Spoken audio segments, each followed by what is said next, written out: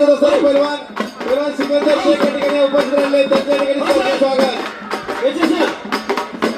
पहिलवान सिकंदर संग्राम दसोडकर यांना मच्छिंद्र खोडके यांच्याकडून 500 रुपयाचा वैयक्तिक इनाम आलेला आहे. शिवराज बापू शेटकर आपण पहिलवान सिकंदर शेख मैदानावरती आला.